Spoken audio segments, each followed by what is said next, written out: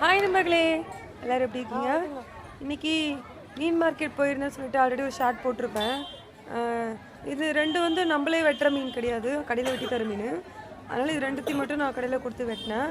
இந்த ரெண்டு பாறையும் சேர்த்து எனக்கு வந்து 480 + 20 ரூபா வெட்டுறதுக்கு சொல்லிட்டு 500 ரூபாய்க்கு கிடச்சிது.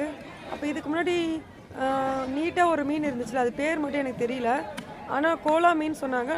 ஆனால் டேஸ்ட்டு சூப்பராக இருக்கும் சொன்னாங்க. நான் வாங்கியிருக்கேன். மீன் ஃப்ரெஷ்ஷாக இருக்குல்லண்ணா?